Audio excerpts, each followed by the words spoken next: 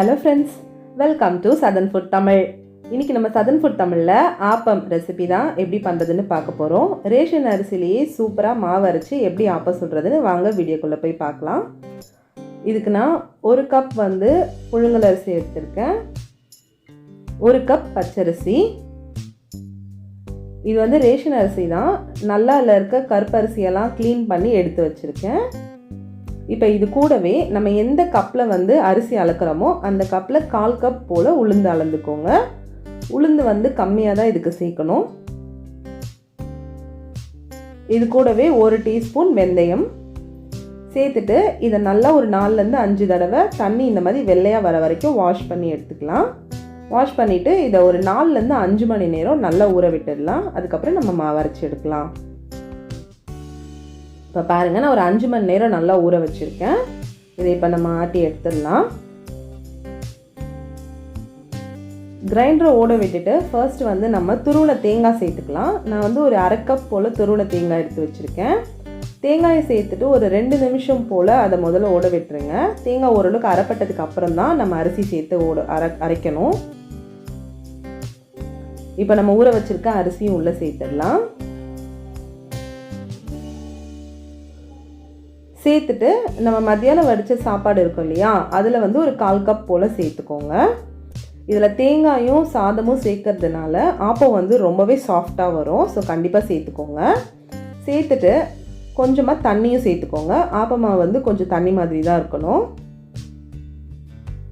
சேர்த்துட்டு இந்த மாவு வந்து பார்த்திங்கன்னா நல்லா நைஸாக அரையணும். இட்லி மாவு மாதிரி இருக்கக்கூடாது.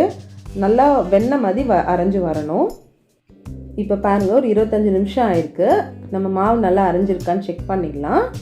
நல்லா நைஸாக சாஃப்டாக அரைஞ்சிருக்கு. இதை நம்ம இப்போ வேறு ஒரு பாத்திரத்துக்கு ட்ரான்ஸ்ஃபர் பண்ணிக்கலாம்.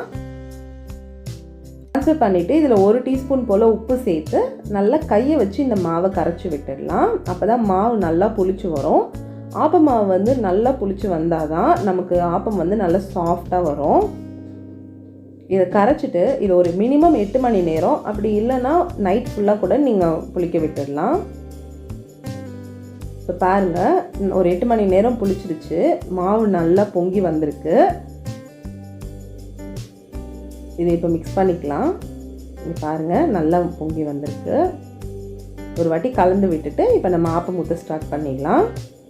ஆப்ப கடாயை சூடு பண்ணிக்கோங்க. மீடியம் ஃப்ளேமில் வச்சுக்கோங்க. இதில் வந்து நான் ஒரு 1.5 கரண்டி போல் மாவு சேர்த்துட்டு இந்த மாதிரி நல்லா எடுத்து இந்த மாதிரி சுற்றி விட்டுருங்க.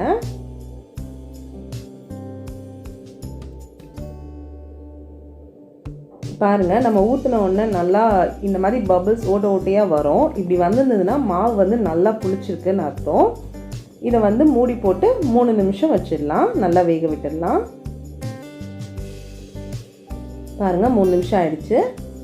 ஆப்பம் நல்லா வெந்து வந்திருக்கு. இப்போ எடுத்துடலாம்.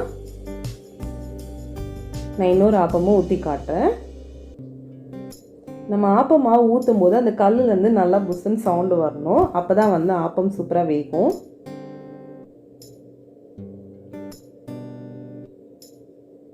இப்போ பாருங்கள் இந்த மாதிரி மீதி இருக்க எல்லா ஆப்பத்தையும் ஊற்றி எடுத்துடலாம். அவ்வளோதான் ஃப்ரெண்ட்ஸ், ஆப்பம் சுட சுட சூப்பராக ரெடி ஆயிடுச்சு. பாருங்கள் வெளியே நல்லா மொறுமொறுனும் உள்ளே வந்து நல்லா சாஃப்டாகவும் இருக்குது. ரேஷன் அரிசிலேயே ரொம்ப ரொம்ப சிம்பிளாக இந்த மாதிரி சாஃப்டாக செஞ்சிடலாம். ஆப்பத்துக்கு வந்து பெஸ்ட்டு காம்பினேஷன் பார்த்திங்கன்னா தேங்காய் பால் தான்.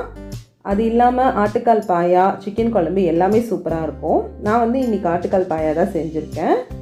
நீங்களும் இந்த ரெசிபியை கண்டிப்பாக ட்ரை பண்ணி பாருங்கள். இந்த வீடியோ உங்களுக்கு பிடிச்சிருந்ததுன்னா southernfoodtamilக்கு சப்ஸ்கிரைப் பண்ணிக்கோங்க. அப்படியே பக்கத்தில் இருக்க அந்த பெல் ஐக்கானையும் கிளிக் பண்ணிக்கோங்க. தேங்க்ஸ் ஃபார் வாட்சிங்.